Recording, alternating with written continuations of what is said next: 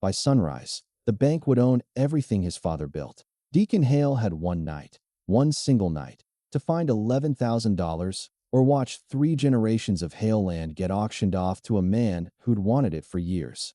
He had a plan. He had a debt someone owed him. And he had a horse named Roan who'd carried him through worse nights than this one. But somewhere between the barn and the front gate, in the 2 minutes it took him to grab his coat, Roan vanished.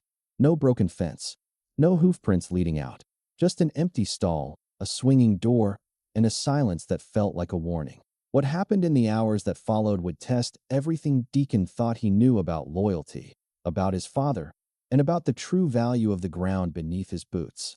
Now here's the thing about this story that I think is going to stick with you. It's not really about a missing horse.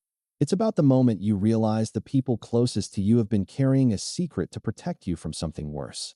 Deacon thought this night was about money. He was wrong about almost everything. So here's my question for you before we start.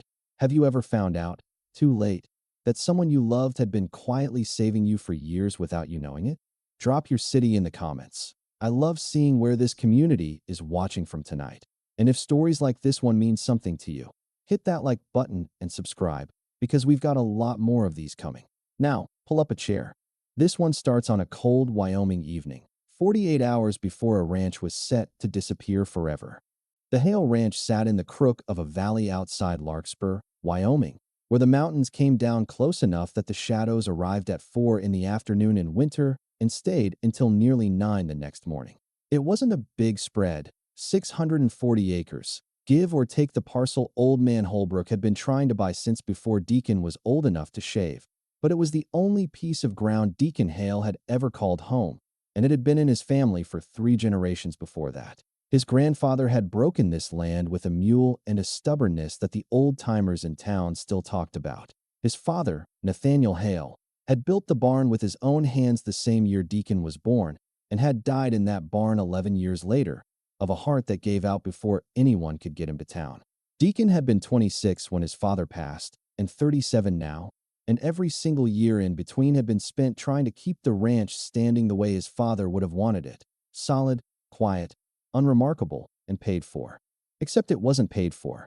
Not anymore. 3 years back, a drought had taken half his cattle and every dollar of savings he'd built up over a decade. He'd gone to the bank, Larkspur Trust, the only bank for 60 miles, and taken a loan against the land to keep the rest of the herd alive through the winter. It had seemed reasonable at the time. Reasonable turned into a second loan the following spring, when the well on the north pasture ran dry and needed redrilling. And that second loan had a clause in it, buried in language that Deacon, to his everlasting regret, had not read closely enough. A balloon payment, due in full, no partial payments accepted, $11,400, due by 9 o'clock the morning after next. If he didn't have the full amount, the bank would foreclose. Not eventually, not with a grace period. Immediately, and with what felt to Deacon like eagerness. Because the man who now held the paper on that loan wasn't some faceless institution. It was Holbrook, Elias Holbrook, who had bought controlling interest in Larkspur Trust 2 years prior and had spent every one of the days since quietly acquiring the debts of ranchers up and down the valley. Holbrook wanted land. He wanted it for a development he'd been whispering about to the county commissioners. Vacation homes, a private airstrip, something shiny and profitable that would turn 6 generations of ranching country into a resort. And the 640 acres that belonged to Deacon Hail sat directly in the middle of the parcel he needed. Deacon had known, in a dim way, that this reckoning was coming. He'd known it the way a man knows a storm is building on the far side of the mountains, visible, distant, and easy to ignore until the wind changes. He had told himself he had time. He had told himself the cattle prices would come up, or the calves would sell better than expected, or something would break his way the way things sometimes did. Nothing had broken his way, and now he had 2 days. He wasn't entirely alone in this. There was Briar, his 16-year-old daughter, sharp as her late mother had been and twice as stubborn, who had been quietly doing the ranch's books since she was 14 because she was better at math than her father, and neither of them had ever said so out loud. There was Calder, his 10-year-old son, who still believed, in the unshakable way that only 10-year-olds can, that his father could fix anything. And there was Ezekiel Vance. Zeke, to everyone who'd known him more than 5 minutes. who had worked this ranch since before Deacon was born and had never once, in 30-some years, asked for a raise, a vacation, or a reason to stay. And there was Roan. Roan was a bay gelding with a crooked blaze down his nose, 16 years old, and about as steady an animal as had ever walked a fence line. Deacon's father had bought him as a green 3-year-old the same spring Deacon turned 14, and the two of them, man and horse, had more or less grown up together in the years since, through Nathaniel's death, through Deacon's marriage to a woman named Emmeline who had loved this ranch nearly as much as he did, through Emmeline's own passing 6 years back from an illness that had taken her slow and taken pieces of Deacon with her. Roan had carried him through all of it. There were nights, in the year after Emmeline died, when Deacon had ridden out into the dark with no destination in mind at all, just needing to move, and Roan had carried him without complaint until the grief loosened its grip enough to let him turn back home. So when Deacon says, in the part of this story that's coming, that losing Roan on top of everything else felt like the world trying to take the last steady thing he had, you should understand that he wasn't exaggerating. Some men have a best friend. Deacon had a horse. The morning this story truly begins, Deacon woke before dawn, as he always did, and stood for a long moment in the kitchen doorway looking at the calendar on the wall, where Briar, because it was always Briar who tracked these things, had circled the date in red ink. 2 days. Then she'd written, in smaller letters beneath it, a single word that made his chest tighten every time he saw it. Enough? He didn't have an answer for her yet. He had a plan, of sorts. A man named Garrett Ruiz, an old friend from his rodeo days who owed him a debt going back 15 years, a debt worth exactly the amount Deacon needed and then some, which Garrett had sworn up and down for the better part of a year he was good for. Garrett lived 2 counties over, ran a small outfitting business, and had promised, swore on his mother's name, that he'd have the money ready any time Deacon needed it. Tonight, Deacon needed it. The plan was simple enough on paper. Ride out at dusk, take the old Miller Pass trail that cut 2 hours off the county road, reach Garrett's place by full dark, collect what he was owed, and be back before the bank opened at 9 the next morning. It wasn't a plan with much room for error, but it was the only plan he had, and he intended to see it through.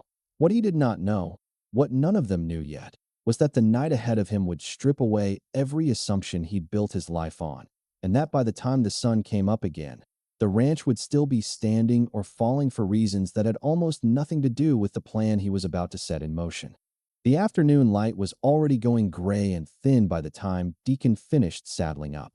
He moved through the barn with the economy of a man who'd done this 10,000 times. Check the cinch, check the stirrups, run a hand down each of Roan's legs out of habit more than necessity, because Roan had never once come up lame on him in 16 years, and there was no reason to think today would be different. "You're really doing this," Briar said from the barn doorway. She had her arms crossed over her chest, a posture she'd inherited from her mother, the kind of stance that meant she'd already made up her mind to worry, and there was nothing Deacon could say to talk her out of it. "Garrett's good for it," Deacon said. "He told me himself, not 2 weeks back." "Garrett Ruiz told you a lot of things 2 weeks back. He also told you he'd have it to you by Christmas. That was 2 Christmases ago." Deacon didn't have a response to that, because she wasn't wrong, and both of them knew it. He tightened the last strap and turned to face her, and for a moment he saw not his 16-year-old daughter, but the ghost of her mother standing in the same spot, arms crossed the same way, worried about him in the same exact fashion. Emmeline used to say that Deacon had a gift for trusting people slightly more than they deserved, and that it was going to either save him or ruin him someday, and she'd never been sure which. "It's the only card I've got left to play, Briar girl," he said. "Zeke's staying here with you and your brother. I'll take the pass trail. I'll be back before light, and come morning we'll walk into that bank with a check in hand and watch Holbrook's face fall clean off his skull." Briar didn't smile at that, though he'd hoped she would. And if Garrett doesn't have it? Deacon didn't have an answer for that either, not one he was willing to say out loud. So instead he swung up into the saddle and let Roan's familiar shift of weight settle him the way it always did. "Then we'll figure out the next thing," he said. "We always have." It was, he would think later, the last simple moment of the night, the last moment before everything got complicated in ways he could never have predicted. He rode out at 4:30, aiming to make the Miller Pass trailhead by 5 and be well into the high country before true dark set in.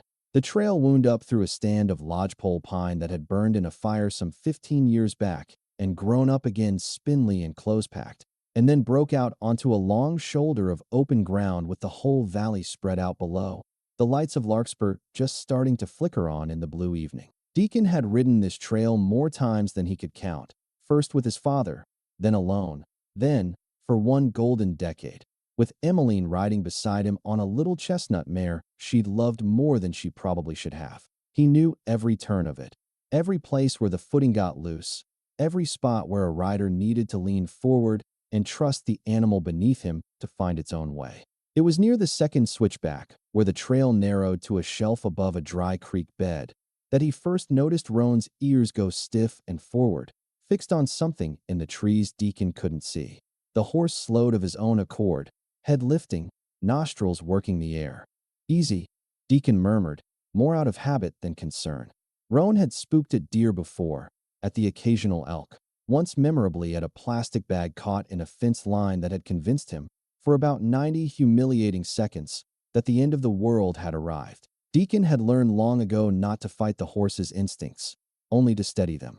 But this wasn't the usual spook. Roan didn't bolt or shy. He simply stopped, plant-footed and immovable, staring into the tree line with an intensity that made the hair on the back of Deacon's neck rise despite himself. For a long moment, nothing happened. The wind moved through the burned pines with a sound like something breathing. And then, from somewhere off to the left, came a low, rolling rumble that Deacon felt in his chest before he consciously identified it as thunder. Except there wasn't a cloud in the sky, and hadn't been all day. It took him a moment to understand. Not thunder. Something moving.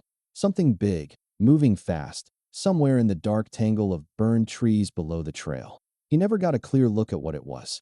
A shape, low and quick, crossing an open patch of ground, maybe 80 yards downslope. Gone again into the pines before his eyes could make full sense of it. Roan, for his part, had gone rigid beneath him, every muscle drawn tight as a wire, and Deacon felt the animal's heart hammering even through the saddle. "Whatever that is," Deacon said quietly, mostly to steady his own nerves, "it's not our business tonight." He turned Roan back onto the main trail and pushed on, telling himself it had been a bear, maybe, come down early looking for a last meal before denning up, or a moose working its way through the burn scar toward water. Wyoming was full of things that moved in the dusk and wanted nothing to do with a man on horseback. There was no reason to think this encounter would matter to anything that came after. He was wrong about that too, though it would take him hours to understand how wrong. They reached the height of the pass just as true dark settled over the valley, stars coming up hard and bright the way they only do at 7,000 feet, with no city for 60 miles to wash them out. Deacon paused there, as he always did on this trail, to let Roan blow and to take in the sight of his own ranch far below. A scatter of small lights, the barn, the house, the pale ribbon of the county road running past it all like it had no idea how much was riding on the ground it crossed. 2 days, he thought.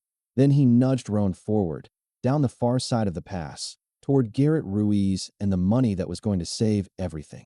Garrett Ruiz's outfitting camp sat in a cluster of buildings at the base of the next valley over. A main lodge for clients, a row of guest cabins mostly empty this time of year, and a set of corrals where Garrett kept the horses he rented out to hunters and tourists during the season. Deacon had known Garrett since they were both 19 years old, riding bulls on the same rodeo circuit for prize money that never quite covered the entry fees, sleeping in the same trucks, splitting the same bad diner meals. 15 years ago, when Garrett had been trying to get this outfitting business off the ground and came up $4,000 short of what he needed to buy his first string of horses, it had been Deacon who'd wired him the money without a second thought, without a contract, on nothing but a handshake and the kind of trust that men who've bled together tend to extend to one another. Garrett had never forgotten it. He said so every time they spoke. He'd also never quite managed to pay it back, not in 15 years, though he swore up and down that the debt weighed on him, and that the moment his business turned a real profit, Deacon would be the first person he called. That moment, apparently, had finally come, or so Garrett had told Deacon on the phone 2 weeks back, when word of the bank's deadline had made its way through the valley the way bad news always does, faster than good news ever seems to travel. Garrett had heard about Holbrook's foreclosure and had called Deacon himself, unprompted, and told him that this fall's hunting season had been the best in the camp's history, that he had cash sitting in an account doing nothing, and that the debt was finally, after 15 years, about to get settled. Deacon rode into the camp a little after 8 that night to find it dark. Not dark in the way of a place where everyone's gone to bed early. Dark in the way of a place that's been closed up for weeks. The main lodge had no lights on. The guest cabins were shuttered, their window coverings drawn. Even the corrals, where Deacon expected to hear at least a handful of horses shifting and blowing in the cold, were silent and empty, gates hanging open like the animals had simply been let go. He sat Roan at the edge of the yard for a long moment, feeling something cold settle into his stomach that had nothing to do with the temperature. Then he rode up to the main house, a small place set apart from the lodge, where Garrett actually lived, and found a single light burning in the kitchen window. Garrett answered the door looking 10 years older than the last time Deacon had seen him, unshaven, thin in a way that spoke of weeks of poor eating rather than fitness, and unable to meet Deacon's eyes for more than a second at a time. "Deacon," he said, you shouldn't have ridden all this way. You told me you'd have it ready." Garrett's shoulders dropped, and in that single motion Deacon understood everything he needed to understand, before a word of explanation had even been offered. The season hadn't been the camp's best in history. It had, in fact, nearly finished Garrett off entirely. A client injury back in September that had turned into a lawsuit that had eaten through every dollar of profit and then some, forcing Garrett to sell off half his horse string just to keep the lawyers paid and the lodge's mortgage current. He'd told Deacon the season was good because he hadn't been able to make himself say the truth out loud. Not to the one man who'd trusted him without hesitation 15 years back. Not to the one debt that had sat in the back of his mind every single day since, as a symbol of everything he owed the world. "I've got maybe $600 to my name right now," Garrett said, and his voice cracked in a way that told Deacon this admission was costing him something enormous. "I know what you need it for. I know what tomorrow means for you. And I have spent every night for 2 weeks trying to figure out how to tell you I can't do it. And I couldn't find the words, so I let you ride all this way instead of calling and telling you the truth like a man should have. I'm sorry, Deacon. I am so sorry." Deacon stood in the doorway for a long moment, the cold night air at his back, Roan shifting patiently behind him, and felt the plan, the entire, only plan he'd had, collapse into nothing all at once. He did not shout.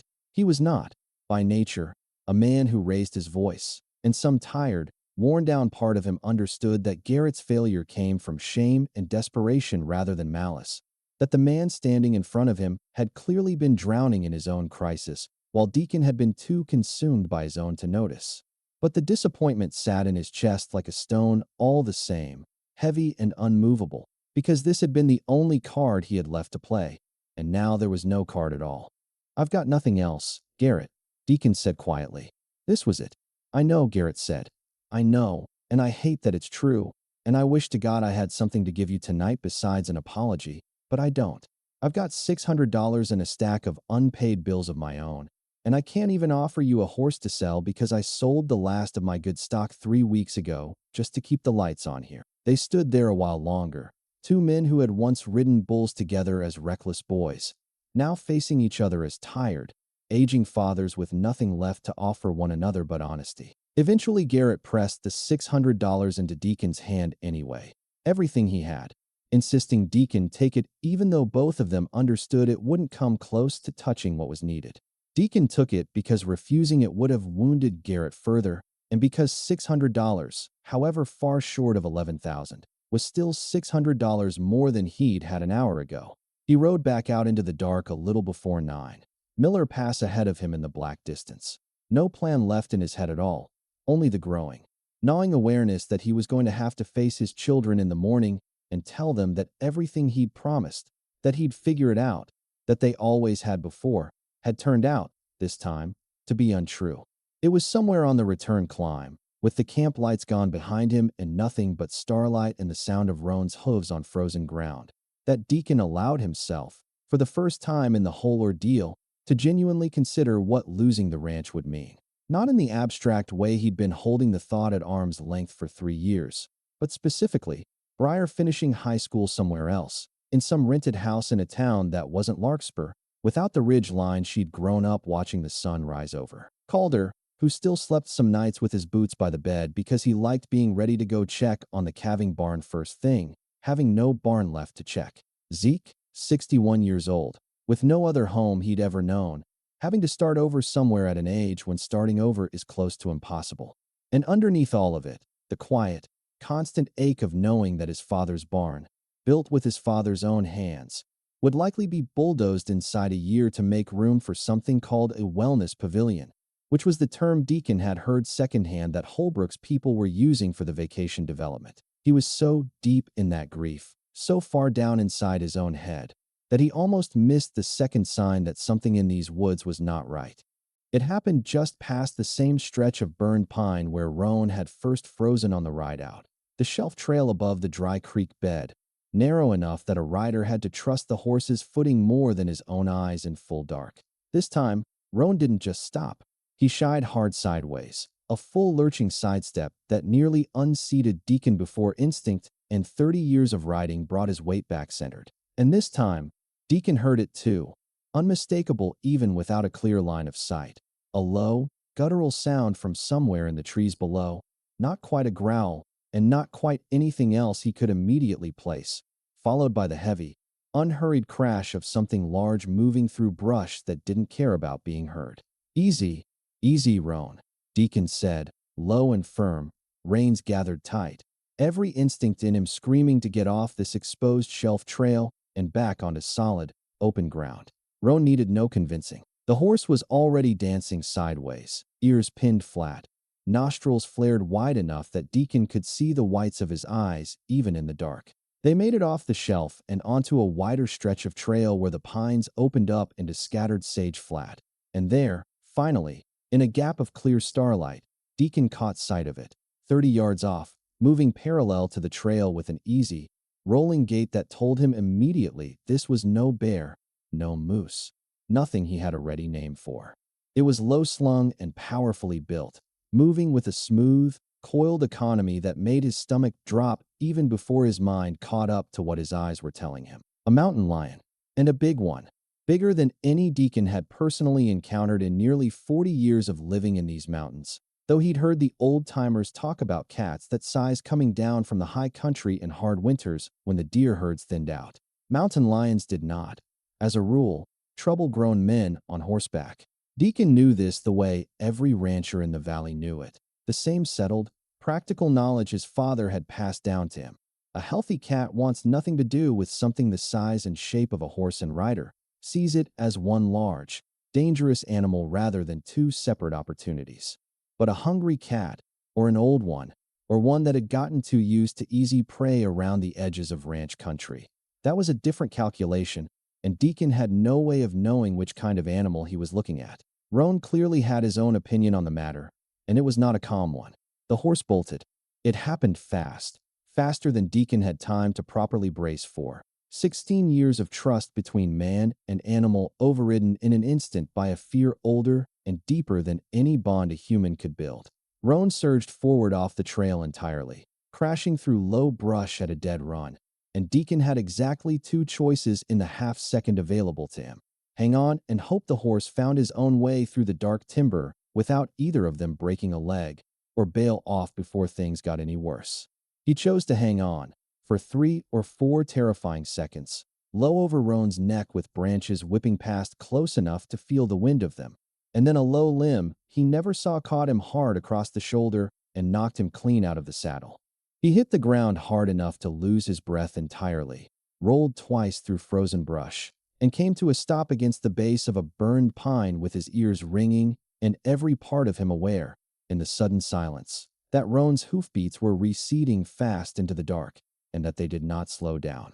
"Roan," he shouted, or tried to. His voice came out cracked and thin, robbed of air by the fall. He forced himself upright, checked in a rough, urgent way that nothing was broken, bruised badly, definitely, his shoulders screaming where the branch had caught it, but standing, moving, functional. And then he simply stood there in the dark, alone, listening to the last of his horse's hoofbeats fade into silence somewhere down the mountain. The mountain lion, wherever it had gone, made no further sound. Whether it had lost interest, moved on to easier prey, or simply continued about whatever business had brought it down into this stretch of burn scar in the first place, Deacon never knew. What he did know, standing alone in the freezing dark 6 miles from home with a busted shoulder and no horse. Was that the situation he'd ridden out into that evening? Already bad, already carrying the full weight of everything at stake for his family, had just gotten measurably, dangerously worse. He had $600 in his coat pocket, useless against an $11,000 debt.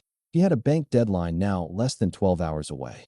And he had, somewhere out in the dark, a 16-year-old horse running scared through unfamiliar country in the middle of a Wyoming winter night, with no rider, no direction, and no way for Deacon to call him back. He started walking, because there was nothing else to do, following the rough line where he guessed Roan's flight path had gone, calling the horse's name into the dark at intervals even though some cold, practical part of his mind understood that a spooked horse running from a predator does not generally circle back toward the sound of a human voice, not until the fear has fully worn itself out. It was during this long, cold, limping walk, his shoulder throbbing, his breath fogging thick in the freezing air, the stars wheeling overhead with the terrible indifference stars always seem to have for the troubles of the people beneath them, that Deacon Hail began to understand something he hadn't let himself fully consider before. That he might lose more tonight than just the ranch. That the horse who had carried him through every hard year of his adult life might be gone for good, out here in the dark, and that there was a real and growing chance he would walk home in the morning to tell his children not one piece of terrible news, but two. He walked for nearly 2 hours before he saw the light. It was a small, steady glow, off to the east of where he expected the trail to run, low to the ground in a way that made him think at first it might be a fire someone had left burning carelessly in the dry timber. As he got closer, moving carefully now on a shoulder that had stiffened considerably in the cold, he made out the shape of a small cabin. One of the old line shacks that ranchers throughout the valley had built decades back for cowhands working the high pastures in summer.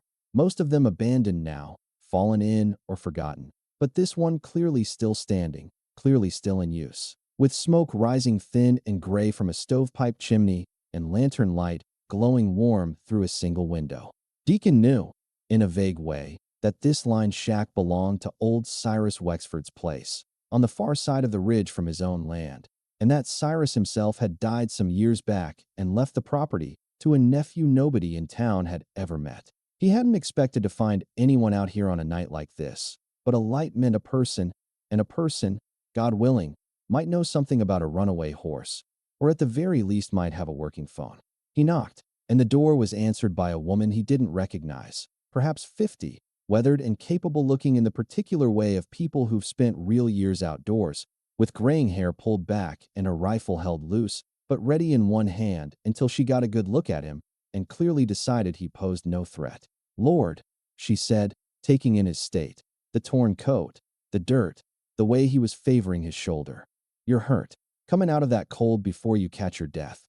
Her name, she told him once she'd gotten him seated by the stove and pressed a mug of strong black coffee into his hands, was Maricela Cruz, and she'd been renting the old Wexford line shack from the nephew for the better part of a year, working as a wildlife researcher tracking mountain lion movements through this stretch of the valley for the state fish and game department. She'd set up a small network of trail cameras through the burn scar and the timber beyond it, which was, she explained when Deacon described what had spooked his horse, almost certainly the reason he'd had 2 separate encounters with the same animal on the same stretch of trail in the space of a few hours. "There's a female cat's been working this territory for about 3 weeks now," Maricela said, pulling a laptop from a case in the corner and turning the screen toward him. "Older animal, past her prime for taking deer easily, which sometimes pushes cats like her to work closer to the edges of settled land than they normally would. She's not aggressive. My cameras haven't caught a single sign of that. But she's bold, and a bold old cat working unfamiliar territory in the dark is more than enough to spook most any horse." She scrolled through recent camera captures while she talked, mostly grainy nighttime images of the cat moving through the burn scar, until she stopped on one that made Deacon's breath catch entirely. There, caught in the flash of an infrared trail camera time-stamped less than an hour earlier, was Roan, unmistakably Roan, that crooked blaze bright white against the dark of his face, standing at the edge of a small clearing, riderless, saddle askew, clearly winded but on his feet, and, as far as Deacon could tell from the still image, entirely uninjured. "He came through here?" Deacon said, leaning forward so fast he nearly spilled the coffee. "About 40 minutes back, by the timestamp," Maricela said. "That camera's mounted maybe a mile and a half from here, down along the creek where it widens out into that old beaver meadow.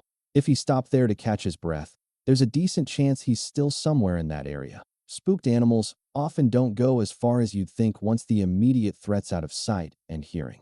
They run hard.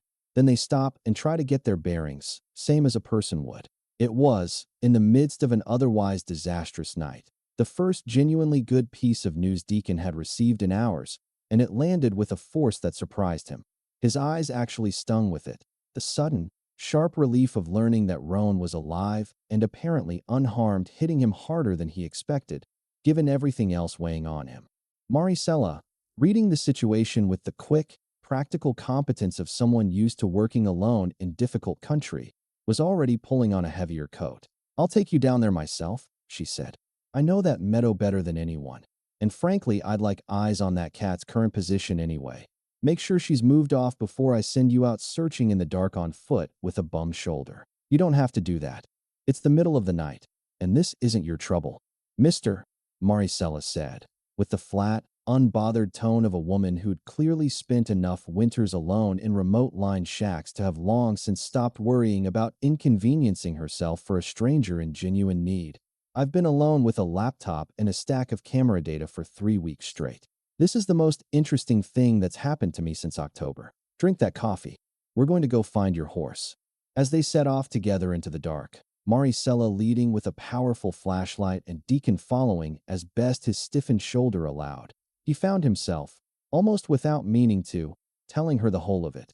The loan, the balloon payment, Holbrook's development plans, Garrett's failed promise, the $600 sitting uselessly in his coat pocket, the deadline now less than 10 hours away.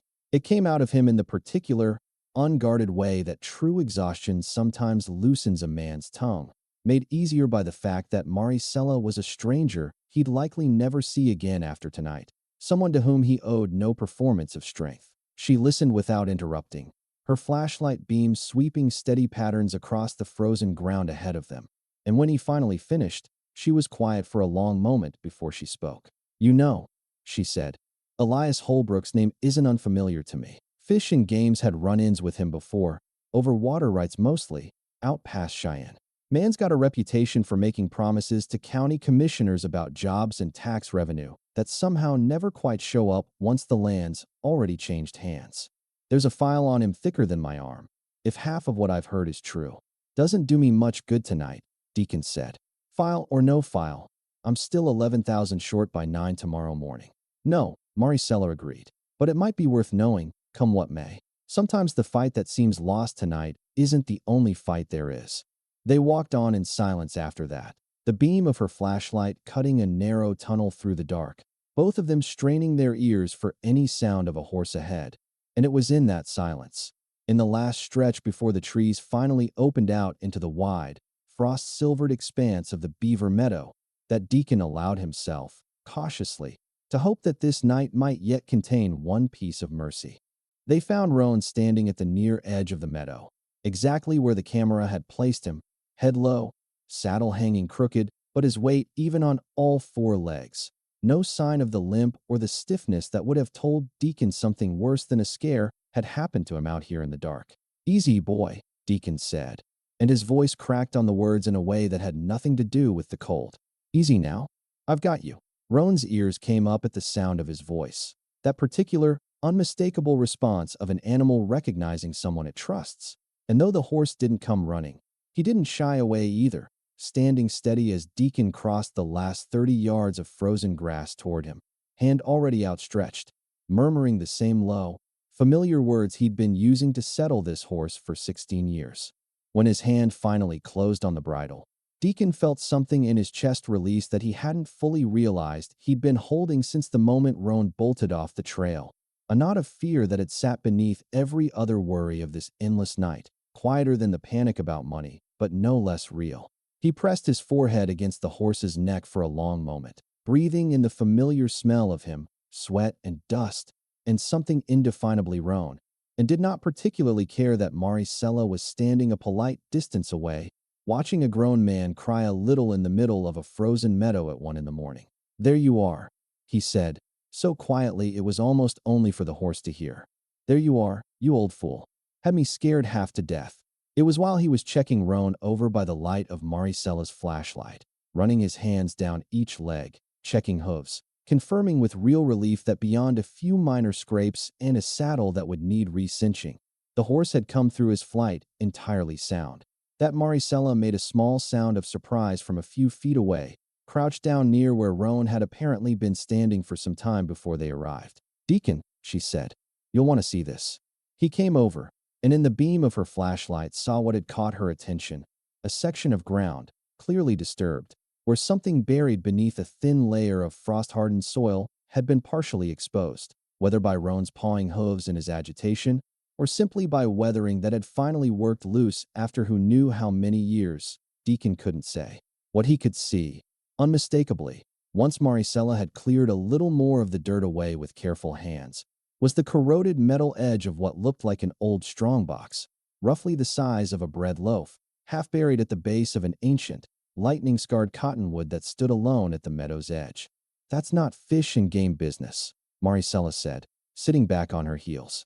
"That's somebody's business, though. Might be worth finding out whose." It took them the better part of 20 minutes, working carefully in the cold with a folding knife and Maricela's bare, patient hands, to fully excavate the box and pry its rusted latch free. Inside, wrapped in oilcloth that had somehow kept most of the damp at bay across what had clearly been decades underground, they found a small, sealed tin, a bundle of papers gone brittle and yellow with age, and, folded inside a stiff leather wallet whose stitching had long since begun to fail, a stack of old currency, larger denominations than were common these days, along with a handwritten letter whose ink had faded but remained legible. Deacon unfolded the letter with hands that had gone unsteady for reasons that had nothing to do with the cold, and as he began to read it by the light of Maricela's flashlight, he understood, within the first few lines, exactly whose handwriting this was. "To whoever finds this, and I pray to God it's one of my own, and not some stranger with no claim to it. This money is what's left of the herd sale money from the drought year of '58, which I could not in good conscience spend on anything but what it was meant for, and which I hid out here at the old cottonwood meaning to come back for it once things settled, and then never did, on account of pride more than sense, and on account of not wanting to admit to my own wife that I'd hidden money from her out of some foolish notion of keeping a cushion nobody else knew about. If you are my son, or my son's son, or anyone carrying the Hail name and the Hail land, know that your grandfather loved this ground enough to bury a piece of himself in it, and hoped without much faith that it might someday find its way back to whoever needed it most. Whatever this amounts to now, may it serve you better than my pride served me. Your grandfather, in the winter of 1959. Deacon read the letter twice through before he could fully trust that he'd understood it correctly, and even then he sat there in the frozen grass for a long moment, simply staring at the papers in his hands, the old bills, the faded ink, feeling something enormous and complicated moving through his chest.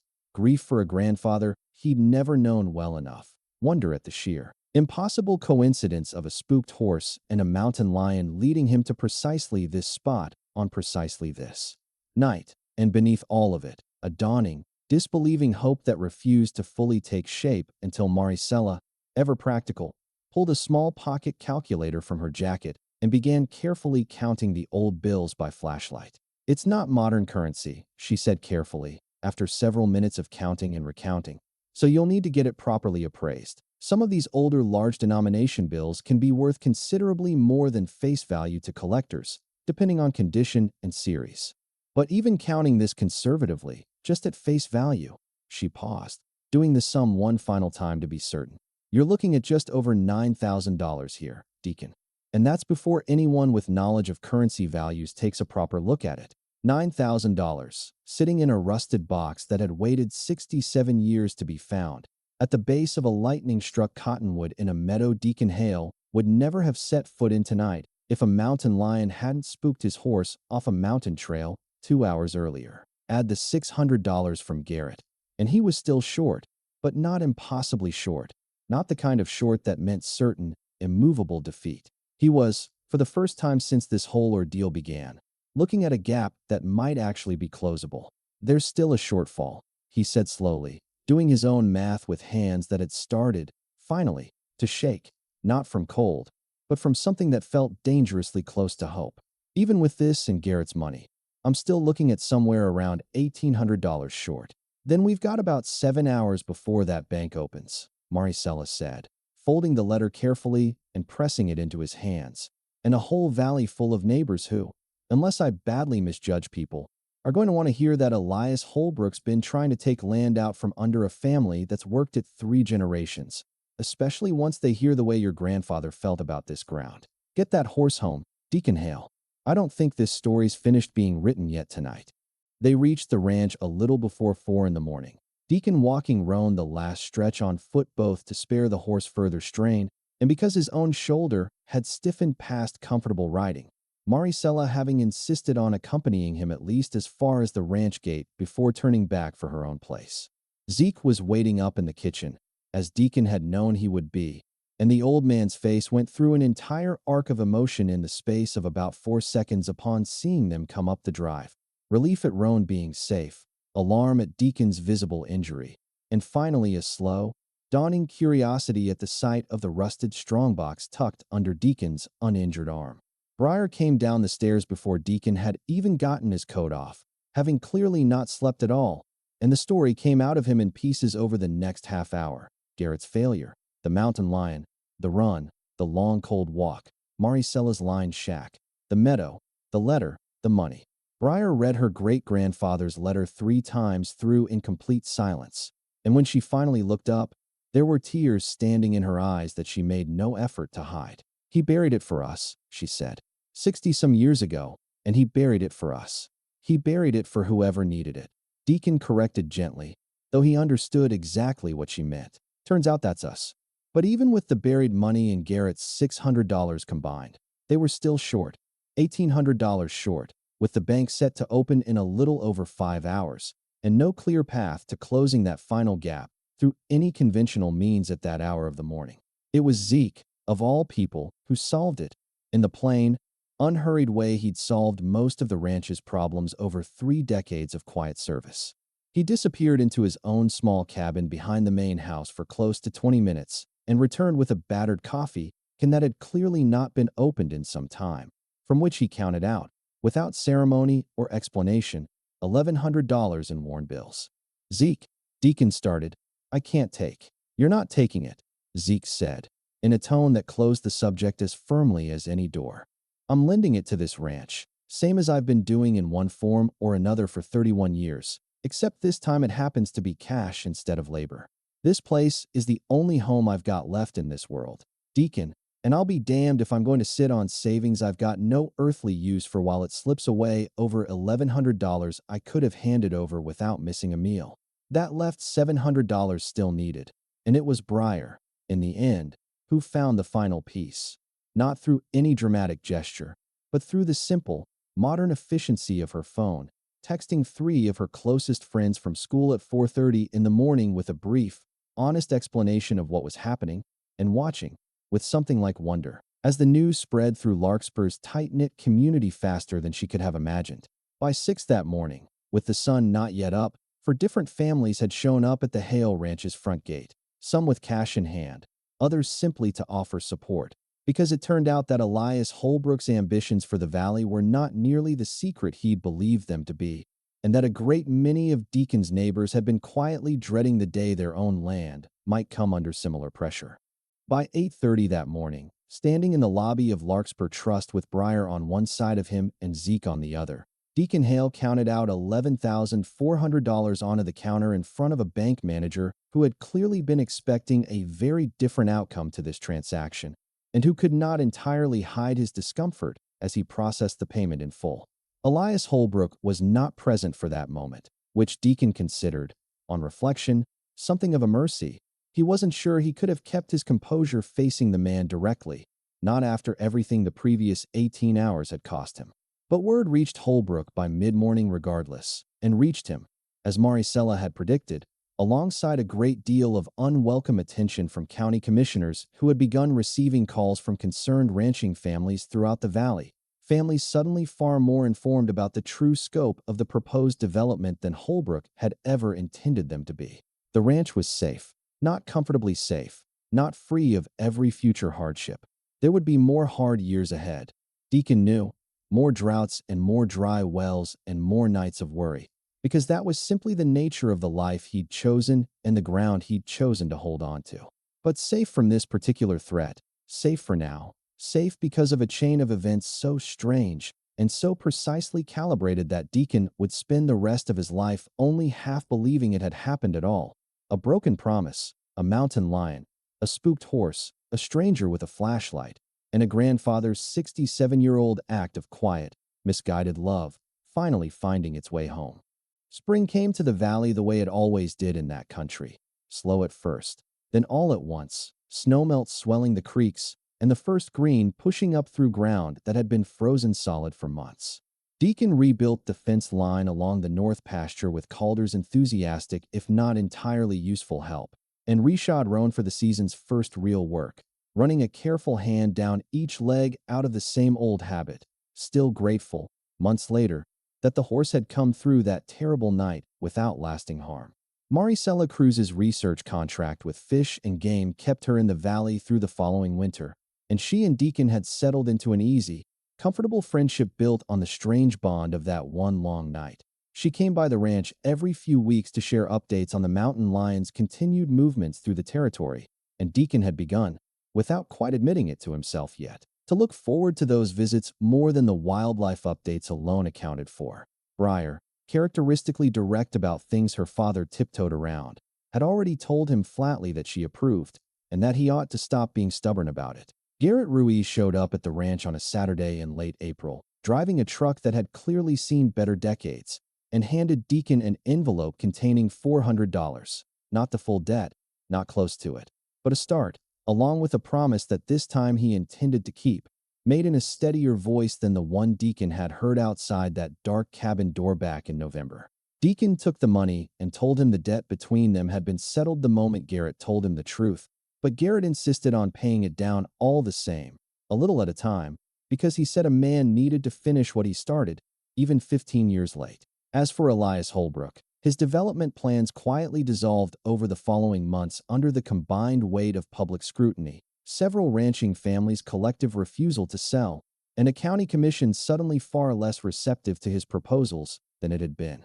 He sold his controlling interest in Larkspur Trust by summer and left the valley entirely, and Deacon never learned, or particularly cared to learn, where he went after that.